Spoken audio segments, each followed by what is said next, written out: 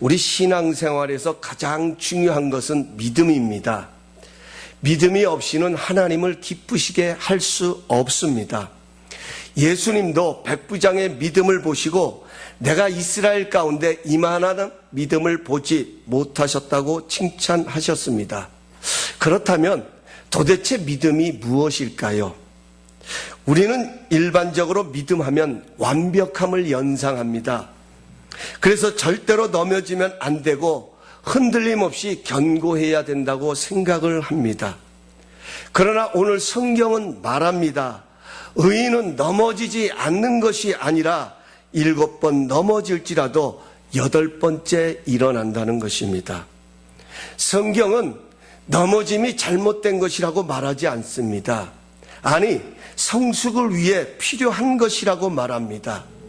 그러나 넘어짐이 아무리 유익해도 넘어진 상태로 살아가는 것은 하나님의 뜻이 아닙니다.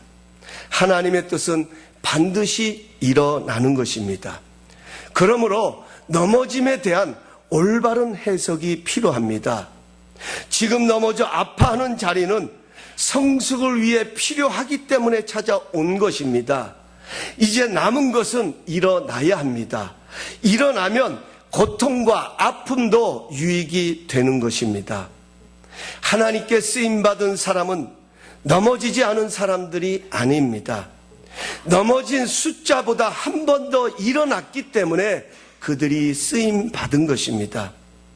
그래서 하나님의 관심은 우리가 몇 번 넘어졌느냐에 있는 것이 아니라 몇 번 일어섰느냐를 하나님은 세고 계시는 것입니다. 로마서 8장 28절은 말씀하십니다. 우리가 알거니와 하나님의 뜻대로 부르심을 입은 자들에게는 모든 것이 합력하여 선을 이루느니라. 여러분 7번 넘어지고 10번 넘어지면 어떻습니까? 11번째 일어나면 됩니다. 하나님께서는 그 11번째를 가지고 지나간 10번의 넘어짐이 오히려 합력하여 선이 되게 하십니다. 중요한 것은 어떻게 일어설 수 있느냐입니다. 오늘 성경은 7번 넘어져 있는 의인을 보지 말고 8번째 이렇게 세우시는 하나님을 주목하라고 말씀합니다. 넘어짐에서 일어서려면 초점을 올바로 해야 합니다. 여러분, 믿음 생활은 초점을 올바로 하는 것입니다. 우리가 넘어지지 않기 때문에 온전한 믿음 생활하는 것이 아니라, 그래요, 때로는 우리가 은혜 받고 그렇게 살아야지 하고 결단도 하지만 저 험한 세상에 살다 보면 때로는 이렇게 넘어질 때도 있고 저렇게 넘어질 때도 있습니다. 그럼에도 불구하고 신앙생활이 우리에게 능력이 되는 것은 그러한 가운데서도 우리의 넘어진 그 자리에서 우리의 초점을 바로 세워주는 것, 이것이 바로 믿음 생활입니다. 오늘 제가 봉독했던 마가복음 9장이 아주 좋은 예화입니다. 오늘 본문 마가복음 9장에 가서 보면 넘어짐에서 일어났던 세 종류의 사람이 등장을 합니다. 이 세 종류의 사람들이 똑같이 넘어졌지만 그들이 다시 일어날 수 있었던 믿음은 바로 초점을 바로 하는 것이었습니다. 제가 한번 한 분 한 분들을 여러분들에게 소개하려고 합니다. 첫 번째로 귀신 들린 아이의 이야기가 나옵니다. 오늘 본문은 귀신 들린 아이라고 말하지만 똑같은 사건을 다루고 있는 마태복음 17장은 간질이 걸린 아이로 나옵니다. 이 말은 이 아이가 간질병에 걸렸는데 그 간질을 추적해 들어가서 보니 귀신이 이 아이를 붙들고 있었다는 것입니다. 이 귀신 들린 아이의 넘어짐의 문제는 바로 뭐냐면 영향력이었다는 거예요. 악한 것에 영향을 받으니까 자꾸 넘어집니다. 불에도 넘어지고 물에도 넘어지기도 합니다. 악한 것이 한번 붙잡으면 입에 거품을 물고 몸이 빳빳하게 굳어버리는 그런 간질병에 빠지기도 하는 것입니다. 베드로전서 5장 8절은 말씀합니다. 근신하라, 깨어라, 대적마귀가 우는 사자와 같이 두루 삼킬 자를 찾는다고 말씀합니다. 사랑하는 성도 여러분, 넘어지고 싶어서 넘어지는 사람 없습니다. 영향을 받기 작기 때문에 넘어진다라는 거예요. 그렇게 영향을 주는 세력이 있다는 것입니다. 우리가 믿음의 길을 가지만, 우리가 은혜의 길을 가지만 우리에게는 은혜거리만 찾아오는 것이 아니라 불에도 넘어지고 물에도 넘어지게 하는 악한 것들도 찾아온다는 것입니다. 우리에게 용기를 주고 힘이 되어주는 모습만 찾아오는 것이 아니라 내 믿음을 빼앗아가고 절망 속에 밀어 넣으려는 그런 모습들도 찾아온다는 것입니다.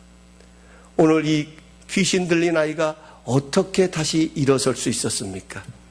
이 귀신 들린 아이가 어떻게 치료함을 받을 수 있었습니까? 오늘 19절에 가서 보면 예수님께서 믿음이 없는 세대여라고 책망을 하시면서 그 아이를 내게로 데려오라고 말씀하셨습니다. 이 귀신 들린 아이가 그 넘어짐에서 일어날 수 있었던 첫 번째 단추는 문제를 가지고 주님께로 나가는 것이었습니다. 그랬더니 27절에 잡아주시는 주님의 손길을 경험하고 오늘 성경은 이에 일어서니라 이렇게 말씀하고 있습니다. 그렇습니다. 우리가 악한 영향력에서 벗어날 수 있는 것은 절대로 내 힘으로 되는 것이 아닙니다. 초점을 주님께로 향하고 그 문제를 주님께로 가져가야 합니다. 여기서부터 우리의 회복의 역사는 시작이 되는 것입니다.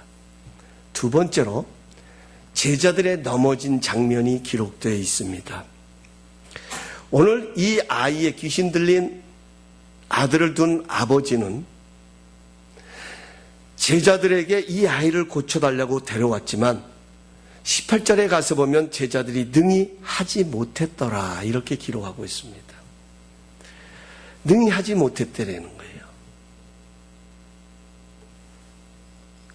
여러분, 본래 제자들은 이렇게 무능한 존재들이 아니었습니다.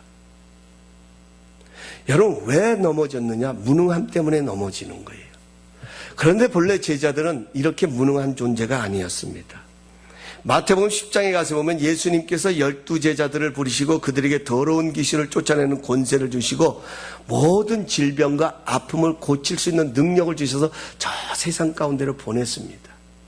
그 능력을 받은 제자들이 가서 예수의 복음을 전하고 예수의 능력을 전할 때에 귀신이 쫓겨나고 치료받는 역사들이 일어나가지고 얼마나 기뻤던지 돌아와서 예수님 앞에 와서 자랑을 늘어놓는 그런 장면들이 기록되어 있습니다. 그런데 문제는 그러한 능력을 경험했던 제자들이 오늘 마가복음 9장에 가서 보니까 마태복음 17장에 가서 보니까 이 귀신 들린 아이 앞에서는 무능력했습니다. 이 귀신을 쫓아낼 수가 없었습니다.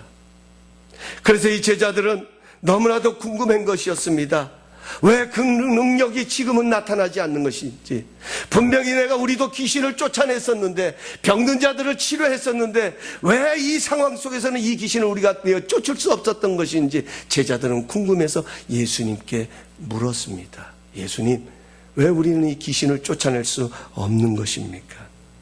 여기에 대한 예수님의 대답은 마태복음 17장에서는 믿음이 적은 영혼이라 이렇게 말씀하셨고 오늘 마가복음 9장에서는 기도 외에는 이런 유가 나갈 수 없느니라고 말씀합니다. 예수님의 대답은 믿음이 없는 것이 아니라 믿음이 적은 영혼이다. 무슨 말입니까? 여러분, 문제가 크면 클수록 우리의 믿음도 커야 합니다. 그래야만 우리는 그 문제를 대항할 수 있는 것입니다. 왜 우리의 믿음이 그리스도의 장성한 분량에까지 충만하게 이루고 성장하고 장성하는 것이 하나님의 뜻이냐?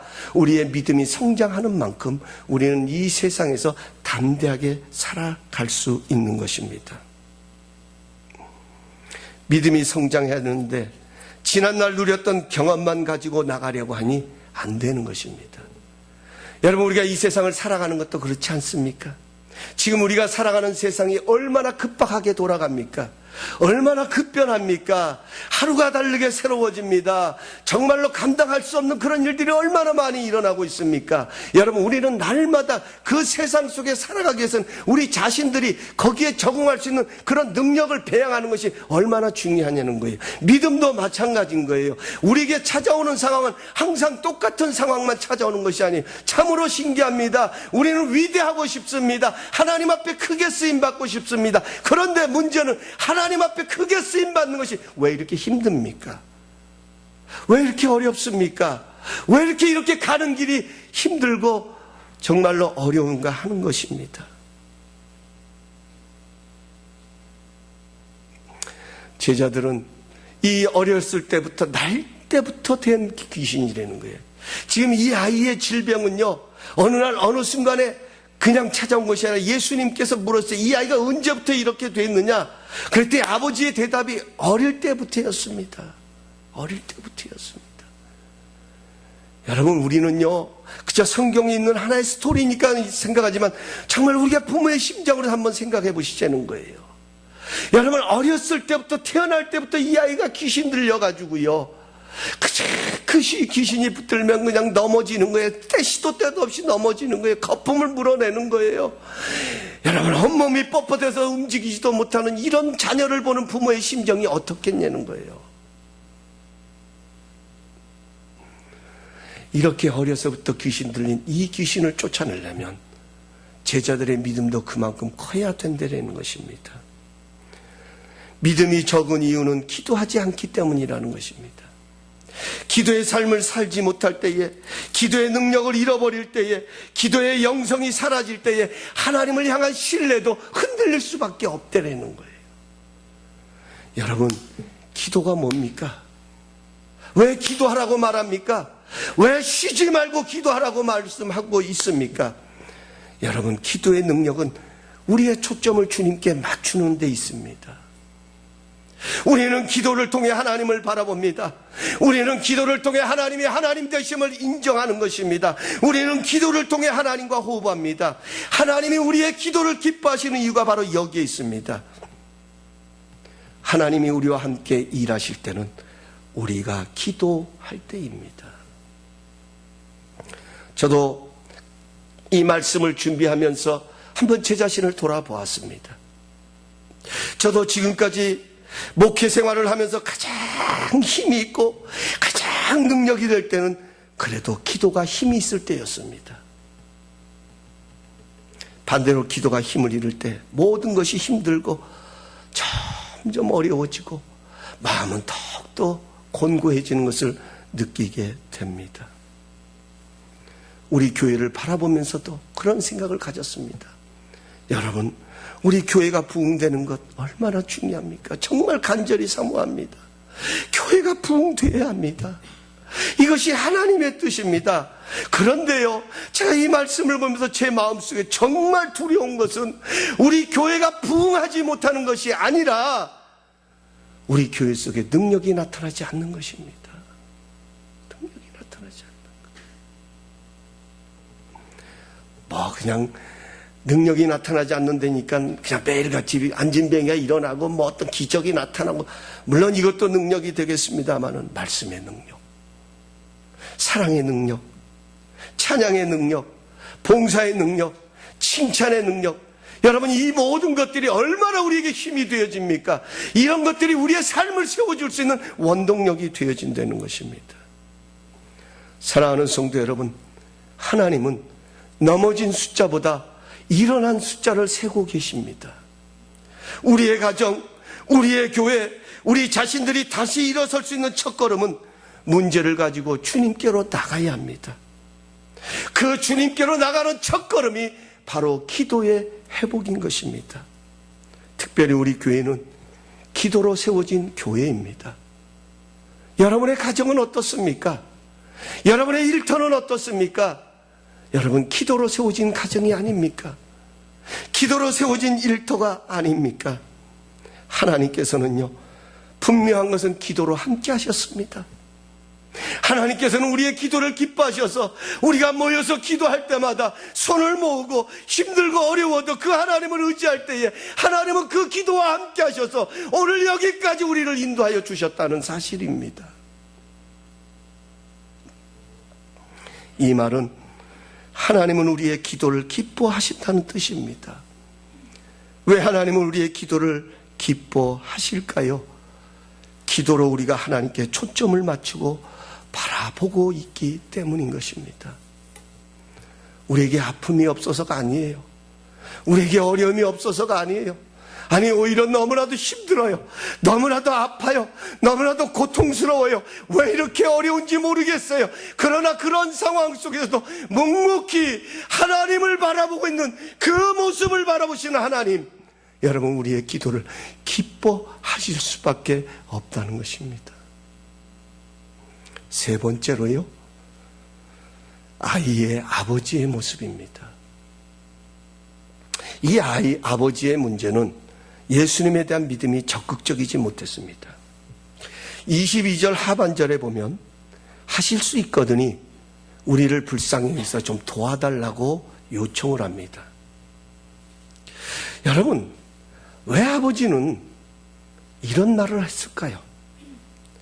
왜 이렇게 믿음 없는 표현을 사용했을까요? 누구보다도 이 아이가 고침받기를 원하는 사람은 아버지가 아닐까요? 지금 누구 앞에 서 있습니까? 예수님 앞에 서 있다면 예수님 고칠 수 있습니다. 예수님은 하실 수 있습니다. 우리 아이를 좀 고쳐주세요. 이렇게 말할 수 있을 텐데, 만약 하실 수 있으면 좀 내 아이를 좀 고쳐주세요. 우리를 불쌍히 여기셔서 좀 도와주세요. 왜 그랬을까요? 왜 이렇게 소극적인 믿음을 갖게 되었을까요? 그것은 안 된다는 생각이 이 아버지의 마음속에 상처로 자리 잡고 있었기 때문이에요. 여러분, 우리 이거 그냥 넘기면 안 돼요. 여러분, 이 아버지의 고백을 우리 그냥 섣불리 넘기면 안 됩니다. 여러분, 한번 상상을 해보십시오. 이런 아들 날 때부터 이 아버지의 기억 속에는 이 아들에 대한 기억은, 좋은 기억은 하나도 없어요.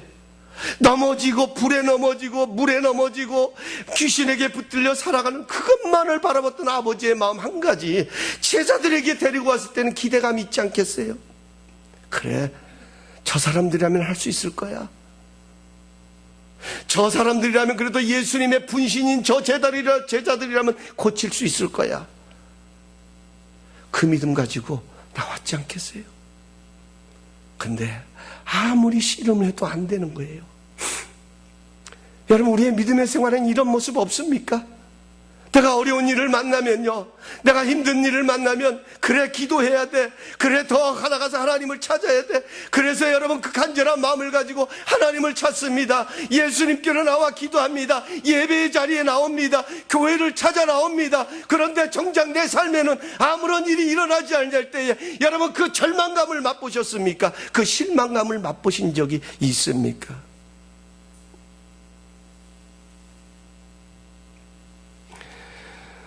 안 된다는 생각이 상처로 자리 잡은 이 아버지의 고백이 마지막 지푸라기 잡는 심정으로 할 수 있는 이야기가, 하실 수 있으면 이 아이를 좀 고쳐주세요. 우리를 불쌍히 여겨주세요. 우리를 좀 도와주세요. 이 고백이었어요. 여러분, 우리가 이 세상을 살아가면서 무엇이든 할 수 있다는 이 신념 굉장히 중요합니다. 이런 신념이 때로는 기적을 불러오기도 하고 문제 앞에서 적극적인 모습으로 도전하게 합니다. 그러나 인생에는 불가능이라는 것이 존재함도 인정해야 합니다. 이것이 바로 지혜입니다. 왜 사람들이 절망합니까? 생각대로 안 되기 때문입니다. 기대만큼 결과가 없기 때문입니다. 그렇다면 반대로 어떤 사람이 이 절망에서 일어납니까? 안 될 수도 있다는 것을 인정하고 다시 초점을 올바로 세우는 사람이 새롭게 일어날 수 있습니다. 예수님께서는 이 아버지의 초점을 새롭게 세워주셨습니다. 그것이 바로 23절 말씀, 우리가 너무나도 잘 아는 유명한 말씀입니다. 할 수 있거든이 무슨 말이냐? 믿는 자들에게는 능히 하지 못할 일이 없느니라. 여러분, 우리는 이 말씀 들을 때에 그냥 무조건 모든 것 할 수 있습니다, 이렇게 단순히 받아들이지만 여기에 전제 조건이 있다는 것을 기억하셔야 합니다. 믿는 자에게는. 여러분, 불가능이 없는 것, 이건 하나님에게만 적용되는 거예요. 하나님에게만 불가능이 없으세요. 그 하나님을 믿는 자는, 그 하나님에 대한 분명한 능력에 대한 믿음을 가진 자는 모든 것을 가능하다는 것입니다. 지금 예수님께서는 넘어져 있는 자신을 보지 말고 넘어진 자를 일으켜 세우시는 하나님께 초점을 맞추라는 것입니다. 여러분, 세상 사람들은요, 똑같은 실수를 7번씩이나 반복하는 사람 도와줍니까? 안 도와줍니다. 한 번은 도와줄 수 있어요. 2번은 도와줄 수 있어요. 그러나 똑같은 실수 계속 반복하면요, 떠납니다. 등을 돌립니다. 가망이 없다고 생각하고 이제는 돌아보지 않습니다. 그러나 불가능이 없으신 하나님은 그 순간에도 하나님의 손을 내미시고 그를 일으켜 주신다는 것입니다. 이게 믿음입니다. 이것이 바로 우리가 붙들고 일어설 수 있는 능력인 것입니다. 2010년 4월 서울 서초동 소년법정에서 내린 김기옥 부장판사의 판결문이 있습니다. 이 판결문이 많은 사람의 심금을 울렸어요. 당시에 피고인 A양은 16살이었습니다. 친구들과 함께 오토바이 등을 훔쳐 달아난 그런 혐의로 법정에 섰습니다. 이미 A양은 이 법정에 서기 전에 14건의 전과가 있어가지고 폭행을 저지르기도 하고 그래서 소년 법정에 섰던 전력이 있습니다. 만약 그 전례대로 한다고 하면 무거운 형벌을 받을 수밖에 없었습니다. 그런데 그날 김기옥 부장판사는 이 A양에게 아무 처분도 내리지 않는 불처분 결정을 내렸습니다. 그녀가 내린 처분은 법정에서 일어나 외치기 뿐이었습니다. 이 김기옥 부장판사가 이런 결정을 내린 것은 이 A양이 범죄에 빠진 가슴 아픈 사정을 감안했기 때문입니다. 본래 이 A양은 아주 공부도 잘하고 상위권 성적을 하면서 간호사를 꿈꾸던 발랄한 학생이었습니다. 그런데 어느 날 남학생들에게 끌려가서 집단으로 폭행을 당하고 그러면서 우리 A양의 삶은 급속도로 바뀌어지게 되어집니다. 이 A양은 폭행 사건으로 인해서 병원에 충격을 받아서 병원에 그 후유증으로 치료를 받기도 하고 또 충격을 받은 어머니는 신체 일부가 마비가 되는 그런 현상이 일어나 버렸습니다. 그 어머니를 바라볼 때마다 이 A양은 심리적인 고통과 죄책감에 시달리다가 결국은 학교 생활에 적응하지 못하고 비행 청소년들과 어울리면서 범행을 저지르기 시작한 것입니다. 이것을 알았던 김 판사가 다정한 목소리로 피고 일어나봐 이렇게 이야기하자 어깨를 잔뜩 움츠리고 있던 A양은 쭉복쭉복 일어났습니다. 그러자 이 김 판사가 말했습니다. 자, 날 따라서 힘차게 한번 외쳐봐. 나는 세상에서 가장 멋지게 생겼다. 예상치 못한 이 재판장의 요구에 이 A양은 낯설은 모습으로 머뭇하다가 나는 세상에서 하며 입을 뗐습니다. 그러자 김 판사가 자, 내 말을 크게 따라해봐. 나는 무엇이든지 할 수 있다. 그러자 이 A양이 나는 무엇이든지 할 수 있다. 나는 이 세상에 두려울 것이 없다. 그러자 또 A양이 나는 이 세상에 두려울 것이 없다. 그리고 김 판사가 이 세상에는 나 혼자가 아니다.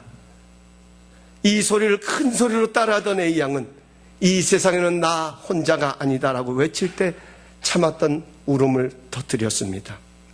김 판사는 울고 있는 A양을 바라보면서 방청객을 향해 이렇게 말했습니다.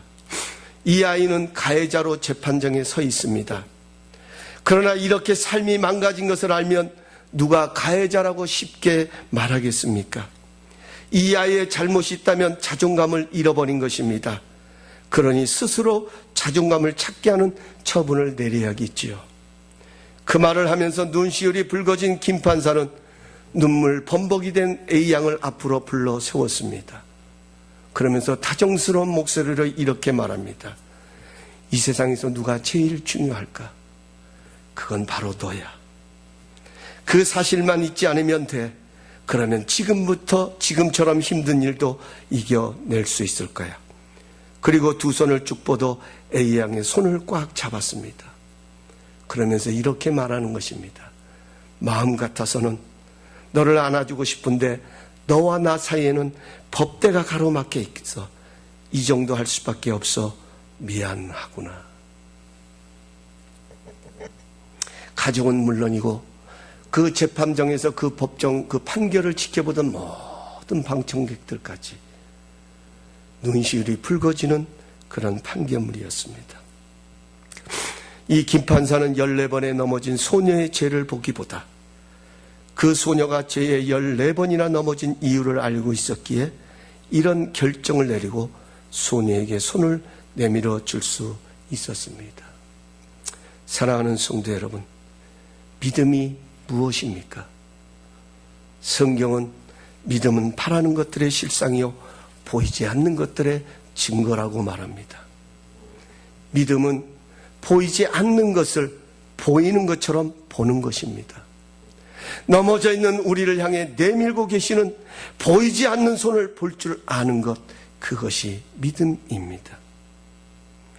7번 넘어지는 동안 떠나는 사람도 있고 손가락질하는 사람도 있지만 여전히 떠나지 않으시고 내밀고 계시는, 포기하지 않으시는 하나님의 사랑을 볼 줄 아는 것, 그리고 그 손을 뿌리치지 않고 붙잡고 일어서는 것, 이것이 바로 믿음입니다.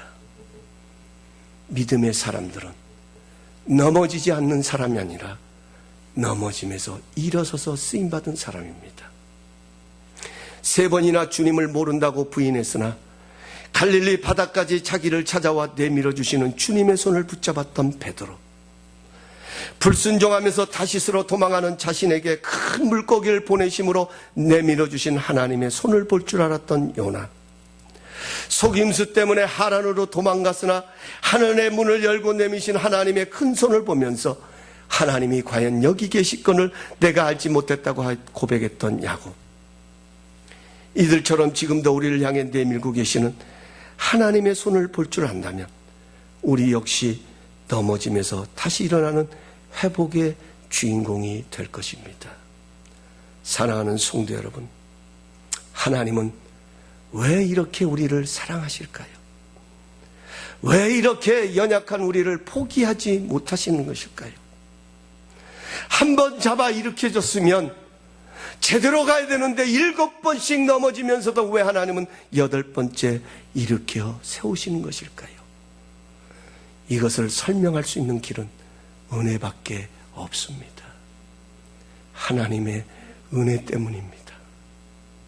나의 의로움을 보시는 것이 아니라 자격이 없음에도 불구하고 있는 그대로 사랑하시는 하나님의 사랑하심의 은혜 때문에 그분은 지금도 우리를 포기하지 않으시고 여전히 손을 내밀고 계십니다. 우리의 어떤 죄도 하나님의 용서를 이길 수 없습니다. 우리의 어떤 넘어짐도 하나님의 은혜를 능가할 수 없습니다. 다시 일어서기 위해서는 우리를 포기하지 않으시는 하나님의 은혜 앞에 서야 합니다. 그리고 그 하나님의 은혜에 초점을 맞추면서 믿음으로 그 은혜를 붙들고 우리는 일어나야 합니다. 오늘 우리에게 주신 잠언 24장 16절 말씀, 여러분 이것은 우리의 암송 구절이 되었으면 좋겠습니다. 우리를 믿음의 자리로 초대하시는 하나님의 음성으로 들으시고요, 여러분 어렵고 힘드실 때마다 이번 한 주간 삶의 현장에서마다 여러분 고백할 수 있기를 원합니다. 우리 다 함께 한 목소리로 한번 고백하십시다. 시작. 죄저의인은 7번 넘어질지라도 다시 일어나니라. 악인은 재앙으로 말미암아 엎드려 지느니라. 아멘. 기도하시겠습니다.